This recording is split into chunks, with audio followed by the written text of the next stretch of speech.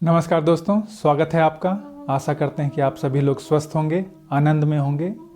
पिछली वीडियो में हमने भगवत गीता के भूमिका के बारे में समझा, किन कारणों से भगवत गीता कही गई और हम कैसे इसको समझने का प्रयास करेंगे।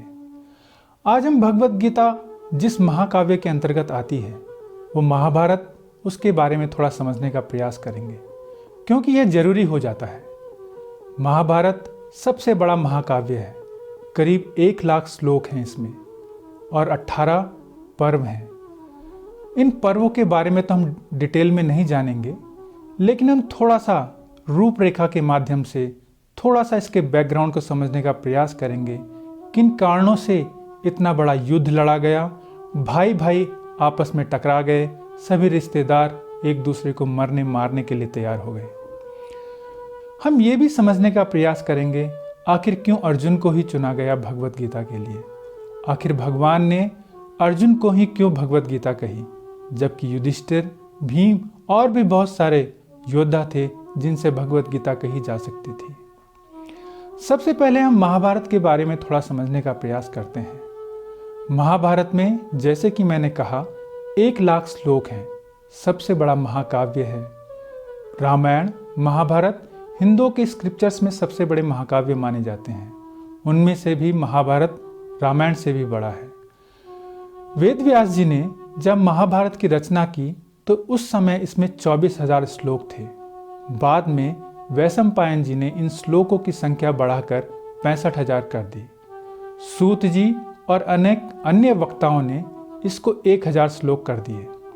तो जैसे जैसे इसमें कथाएं, थोड़ा और कहानियां बढ़ती गई, इन श्लोकों की संख्या बढ़ती गई।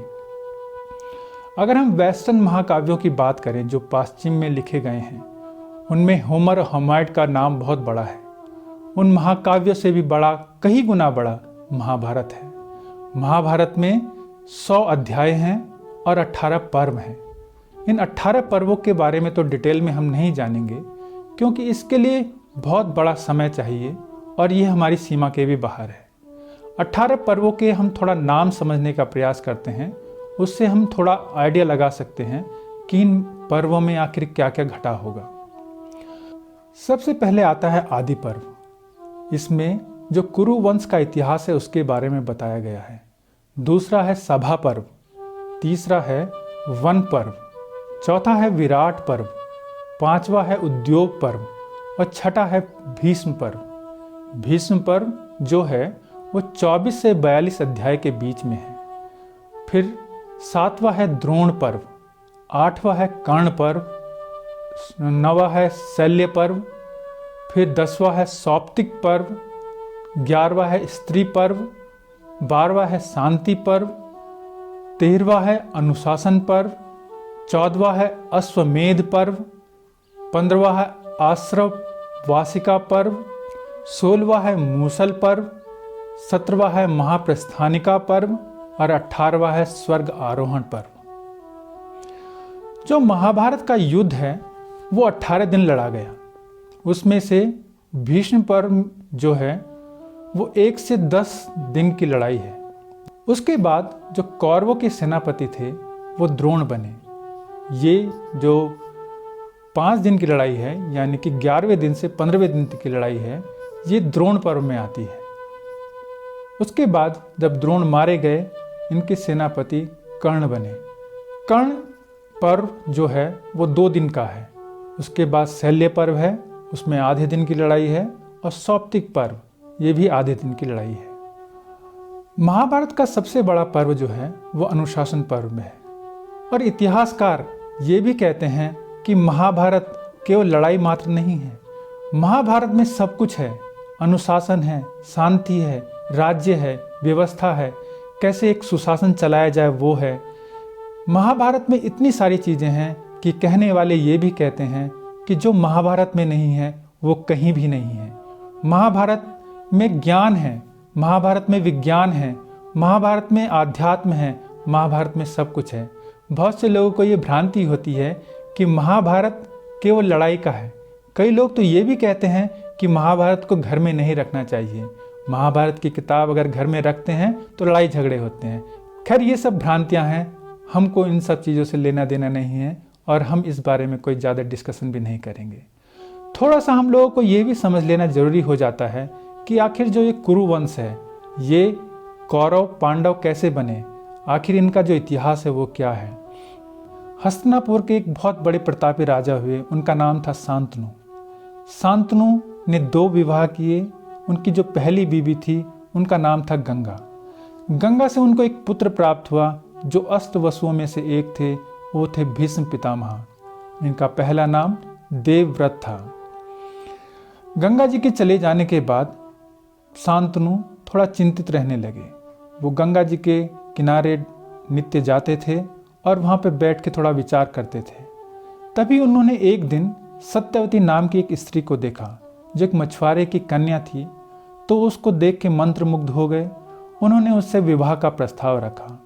सत्यवती ने जब अपने पिताजी को ये बात बताई तो उनके पिता ने एक शर्त रखी कि हस्तिनापुर का राजा गंगा का पुत्र नहीं, अगर सत्यवती का पुत्र हो तो मैं आपकी शादी अपनी पुत्री से करने के लिए तैयार हूँ। यह सोचकर शांतनु जो थे थोड़े चिंतित हो गए। उन्होंने भीष्म के आगे ये बात रखी। भीष्म ने अपने पिता की अवस्था को देखते हुए उस समय एक प्रतिज्ञा की कि मैं आजीवन शादी नहीं करूँगा, मैं आजीवन विवाह नहीं करूँगा और हस्तिनापुर की सेवा करूँगा। मेरा पूरा जीवन हस्तिनापुर के लिए समर्पित रहेगा। उसके बाद शांतनु की जो विवाह था वो सत्यवती से कर दिया गया। सत्यवती से 2 पुत्रों का जन्म हुआ। एक थे चित्रांगद, दूसरे थे विचित्रवीर्य। जब विचित्रवीर्य और चित्रांगद शादी के लायक हुए तो भीष्म ने 3 कन्याओं का अपहरण किया, अंबा, अंबिका, अंबालिका, लेकिन तीनों से ही कोई संतान नहीं हुई। महाभारत में ये वर्णन आता है कि सत्यवती का शांतनु के विवाह से पूर्व एक पुत्र था। उसका नाम था ऋषि पराशर। जब अंबा, अंबिका और अंबालिका को कोई पुत्र की प्राप्ति नहीं हुई तो सत्यवती ने ऋषि पराशर को बुलाया और कहा कि आप हस्तिनापुर की गद्दी के लिए अंबा और अंबालिका से एक पुत्र की प्राप्ति करें। उसके बाद उन्होंने कहा कि ठीक है, मैं तैयार हूँ, राजधर्म निभाने के लिए मैं तैयार हूँ। सबसे पहले अंबिका को बुलाया गया। अंबिका ने ऋषि पराशर को देख के आंखें बंद कर ली। उस समय जो उनसे पुत्र प्राप्त हुआ वो धृतराष्ट्र कहलाए। बाद में अंबालिका को बुलाया गया। अंबालिका भी ऋषि पराशर को देख के बहुत घबरा गई, मानो उनके पसीने छूट गए। उनसे एक पुत्र प्राप्त हुआ जो पांडु कहलाए। तीसरी बार में अंबिका और अंबालिका ने एक प्लान बनाया कि हम ऋषि पराशर के सामने न जाकर एक दासी को ऋषि पराशर के सामने भेज देते हैं। उस दासी से जो पुत्र प्राप्त हुआ वो विदुर कहलाए। तो आगे जाके कुरुवंश में 3 संतानें हुई, धृतराष्ट्र, पांडु और विदुर। क्योंकि विदुर दासी पुत्र थे इसलिए उनको तो राज्य देने का कोई सवाल ही नहीं था।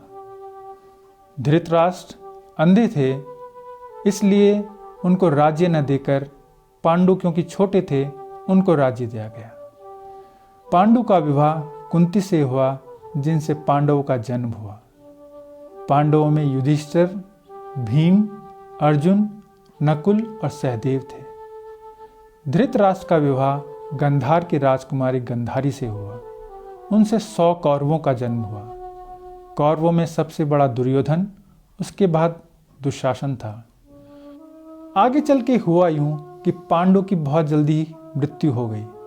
उसके बाद धृतराष्ट्र को एज ए केयर टेकर राजा बना दिया गया, क्योंकि उस समय जो पांडव थे वो बहुत छोटे थे। कहा गया कि जब तक पांडव बड़े नहीं हो जाते तब तक धृतराष्ट्र को राजा बना देना चाहिए। पांडव में सबसे बड़े जो युधिष्ठिर थे वो अपनी शिक्षा दीक्षा के बाद जब आए तो उन्होंने कहा कि अब युधिष्ठिर राजा बनने के लिए तैयार हैं। लेकिन कौरव में जो सबसे बड़ा था उसने कहा कि नहीं, नियम ये कहता है कि राजा का ज्येष्ठ पुत्र ही राजा होगा, वही युवराज होगा और गद्दी का मालिक वही होगा। यहाँ से मेन कन्फ्लिक्ट स्टार्ट होता है। यहाँ से महाभारत की नींव रखी जाती है कि कौन अगला राजा बनेगा। फिर बहुत सारी घटनाएं घटती हैं, बहुत सारे षड्यंत्र चलते हैं, बहुत सारी लड़ाइयाँ बीच बीच में छोटी मोटी लड़ी जाती हैं पांडवों को वनवास दिया जाता है, फिर जुआ खेला जाता है जिसमें पांडव इंद्रप्रस्थ का अपना राज्य भी हार जाते हैं। उसके पश्चात सभा में द्रौपदी को नग्न करने का प्रयास किया जाता है और यहाँ से पूरे महाभारत की नींव रखी जाती है और भगवान श्री कृष्ण का पदार्पण महाभारत में होता है। उसके पश्चात होता यूं है कि सभा पर्व में पांडव अपने दूत बनाकर भगवान श्री कृष्ण को भेजते हैं कि आप दुर्योधन से कहें या धृतराष्ट्र से कहें कि पांडवों के लिए या हम लोगों के लिए 5 गांव दे दें, हम वहीं पर रहेंगे और पूरे हस्तिनापुर राज्य पर वो अपना राज्य अधिकार रखें, वो उसको चलाएं, हमें उनसे कुछ नहीं चाहिए। तो भगवान श्री कृष्ण जब सभा में जाते हैं और 5 गांव की मांग पांडव के लिए रखते हैं तो उस पर भी दुर्योधन उल्टा भगवान श्री कृष्ण को बांधने के लिए जंजीरें ले आता है, भगवान श्री कृष्ण का अपमान करता है।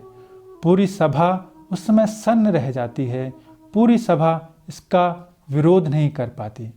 भगवान श्री कृष्ण अपना कुपित रूप दिखाते हैं और वहाँ से चले आते हैं, ये वाणी कहकर कि अब युद्ध होगा, ऐसा युद्ध जो आज से पहले कभी नहीं हुआ। उसके बाद जब युद्ध की घोषणा कर दी जाती है तो दुर्योधन और अर्जुन दोनों ही भगवान श्री कृष्ण से अब मदद मांगने के लिए जाते हैं। उस समय भगवान श्री कृष्ण सो रहे होते हैं तो अर्जुन जाके उनके पाँव की तरफ खड़ा हो जाता है और दुर्योधन उनके सिर की तरफ खड़ा हो जाता है। जब भगवान श्री कृष्ण जागते हैं तो सबसे पहले उनकी नज़र अर्जुन पे जाती है। अर्जुन पे नज़र जाने के कारण वो कहते हैं कि हे पार्थ, बताओ आप किस कारण से आए हैं। उधर दुर्योधन भी उनके सर के पास खड़ा था तो दुर्योधन कहता है कि हम दोनों लोग आपसे मदद मांगने आए हैं। जो द्वारिका की 18 अक्षौणी सेना है वो किसकी तरफ से लड़ेगी ये आप बताइए। भगवान श्री कृष्ण कहते हैं कि एक तरफ मेरी सेना है, एक तरफ मैं हूँ। एक आदमी तुम दोनों में से मुझे चूज कर सकता है और एक आदमी मेरी सेना ले सकता है। उसमें सबसे पहले अर्जुन कहता है कि हे भगवान, मुझे आप चाहिए, आप मुझे अपने सारथी के रूप में चाहिए। इस पर दुर्योधन बड़ा खुश होता है। वो कहता है कि द्वारिका की सेना मुझे दे दीजिए। यहाँ से युद्ध की शुरुआत होती है। ये कह लीजिए कि उस समय जो भारत था वो 2 भागों में बढ़ जाता है।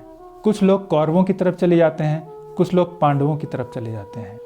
अब होता यूं है कि युद्ध से एक दिन पहले धृतराष्ट्र विदुर जी को पांडवों के पास भेजते हैं और कहते हैं कि आप पांडवों को समझाइए, उनको बताइए कि वो तो सबल हैं, वो सुधरे हुए हैं, वो सक्षम हैं, वो तो कहीं भी जाके अपना राज्य बना लेंगे। दुर्योधन क्योंकि नालायक है, उनका छोटा भाई है, जैसा भी है उनका भाई है, कृपया ये युद्ध ना करें। तो ये बात 5 पांडवों के सामने विदुर रखते हैं। ये भी हालांकि एक तरह की रणनीति थी कि युद्ध किस तरह से टल जाए और जो पांडव हैं वो यहाँ से चले जाएं और पूरा एक अधिपत्य दुर्योधन का हो जाए। लेकिन क्योंकि वहाँ पे श्री कृष्ण भी थे तो उन्होंने युधिष्ठिर से कहा कि मैं पांडवों की तरफ से क्या मैं जवाब दे सकता हूँ। तो युधिष्ठिर कहते हैं कि अवश्य है, आपका निर्णय हम लोगों को मंजूर होगा। इस पर भगवान श्री कृष्ण विदुर जी से कहते हैं कि युद्ध होगा, आप जाके उनसे कह दीजिए कि युद्ध अवश्य होगा। ये कोई जमीन का मामला नहीं है, ये न्याय का मामला है, ये सत्य असत्य का मामला है। और उसके बाद सभा समाप्त कर दी जाती है। सभी लोग जाकर अपने अपने शिविर में सो जाते हैं। अब यहाँ पे एक सवाल पैदा हो सकता है कि क्यों आखिर अर्जुन के मन में ही शंका पैदा हुई, क्यों आखिर उसने ही युद्ध करने से मना कर दिया, जबकि 4 अन्य भाई के मन में कोई शंका पैदा नहीं हुई, वो युद्ध के लिए तैयार हो गए। अर्जुन ऐसा नहीं कि युद्ध करना नहीं जानता था या युद्ध करने से वो डरता था, युद्ध करना तो उसका पेशा था, पहले भी उसने बहुत सारे युद्ध लड़े थे। लेकिन क्योंकि अर्जुन विचारशील है, अर्जुन के मन में ये बात बैठ गई कि हम लोग तो वाकई में सबल हैं, ये तो दुराचारी हैं, ये तो बेकार लोग हैं, हम लोग तो कहीं भी चले जाएंगे और फिर से राज्य बसा लेंगे। एक बात तो ये उसके मन में बैठ गई, और ये इस विचार का बीज जो उसके मन में पड़ गया, ये फूल बन गया, ये पेड़ बन गया उस समय जब उसने सामने अपने पितामह, अपने गुरु भीष्म और द्रोण को देखा। वहां जाके उसने अपने सभी शस्त्र डाल दिए। हम इसके बारे में डिटेल में डिस्कशन अगले वीडियो में करेंगे, कैसे उसने युद्ध न करने के लिए बहुत सारे तर्कों का इस्तेमाल किया, भगवान श्री कृष्ण को कन्विंस करने का प्रयास किया कि ये युद्ध गलत है, मुझे युद्ध नहीं करना है। तो ये तो बात हुई कुछ रूपरेखा के बारे में, महाभारत के बारे में, किन कारणों से युद्ध लड़ा गया। अब थोड़ा हम ये भी समझ लेते हैं कि जो भगवत गीता है वो किसने किससे कही, किसने सुनी। जो मूल रूप से भगवत गीता है वो भगवान श्री कृष्ण ने युद्ध भूमि में अर्जुन से कही। उसको दूरदृष्टि के माध्यम से संजय ने सुना, संजय ने देखा, फिर वो संजय ने धृतराष्ट्र को बताया। कहा जाता है कि अर्जुन के रथ पर हनुमान जी भी विराजमान थे। उसके रथ को कपित ध्वज कहा जाता है। जो उसके रथ का ध्वज था उसमें हनुमान जी विराजमान थे। तो एक ये भी बात आती है कि हनुमान जी ने भी भगवत गीता सुनी। अब भगवत गीता तो बहुत सारे लोग उस समय भी सुनी, आज भी सुनते हैं, लेकिन उनके जीवन में परिवर्तन क्या आता है। अर्जुन के जीवन में भगवत गीता के सुनने के बाद क्या परिवर्तन आया, धृतराष्ट्र के जीवन में क्या परिवर्तन आया, संजय के जीवन में क्या परिवर्तन आया, हनुमान जी के जीवन में क्या परिवर्तन आया। ये जीवन में जो परिवर्तन है ये मायने रखता है। भगवत गीता सुनने के पश्चात अर्जुन ने युद्ध फिर भी किया, उसने लोगों को फिर भी मारा। कहा जाता है कि महाभारत में अकेले भीष्म पितामह और अर्जुन ने आधी से ज़्यादा जो सेना थी उसका संहार किया। लेकिन युद्ध जो अर्जुन ने फिर लड़ा वो अलग तरह का युद्ध था। उसके मन में ये भाव नहीं था कि मैं मार रहा हूँ, उसके मन में ये भाव नहीं था कि कौन मारा जा रहा है, उसके मन में कोई ग्लानि नहीं थी, उसके मन में भगवत गीता सुनने के बाद कर्तृत्व भाव नहीं था कि मैं कर रहा हूँ। उसने सिर्फ निमित्त मात्र होकर युद्ध किया। पूरी भगवत गीता अर्जुन को केवल इसी उद्देश्य से कही गई कि वो ये जान सके कि वो केवल निमित्त मात्र है। होना तो वही है जो हो रहा है, जो होना है वही होके रहेगा। भगवत गीता का जो प्रथम अध्याय है उसका नाम है अर्जुन विषाद योगो नाम। उसका जो पहला श्लोक है वो है धर्म क्षेत्रे कुरुक्षेत्रे समवेतायुत्सवा माम का पांडवाश्चैव किम कुर्वत संजया। धृतराष्ट्र को ये पूरा विश्वास था कि कौरवों की सेना में भीष्म पितामह है जो कि बहुत प्रतापी हैं, जिन्होंने भगवान परशुराम को भी युद्ध में हराया है, जो खुद अस्त वसुओं में से एक हैं। धृतराष्ट्र ये जानता था कि जब तक भीष्म पितामह कौरवों के साथ हैं कौरव कभी नहीं हार सकते। लेकिन युद्ध के 10वें दिन जब भीष्म पितामह बाणों की सरसैया पे पहुंच गए तो धृतराष्ट्र ने आश्चर्य से संजय से पूछा कि आखिर ये हुआ कैसे, मुझे पूरा हाल बताओ कि मेरे और पांडु के पुत्रों ने जो ये धर्म क्षेत्र कुरुक्षेत्र की भूमि है इसमें आखिर ऐसा क्या किया, ऐसा क्या हुआ जिसके कारण भीष्म आज सरसैया पे हैं।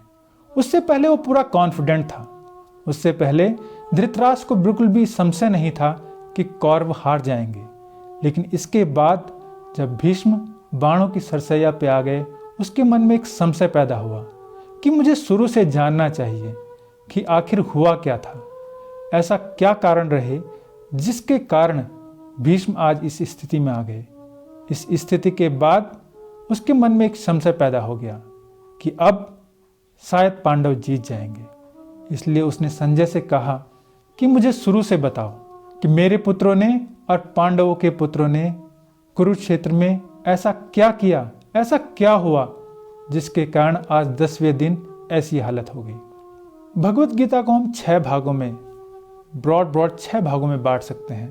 जो पहला अध्याय है वो भूमिका का है, दूसरा अध्याय ज्ञान योग है, 3 से लेकर 6 अध्याय तक कर्म योग और उसके रूप हैं, 7 से लेकर 12वें अध्याय तक भक्ति योग है।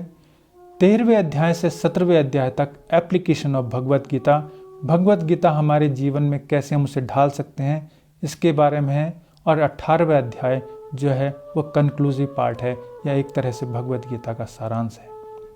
हम लोग अगले वीडियो में भगवत गीता के पहले अध्याय से शुरू करेंगे, जानने का प्रयास करेंगे कि आखिर विषाद, जैसे कि प्रथम अध्याय का नाम है विषाद योग, क्या विषाद भी योग बन सकता है?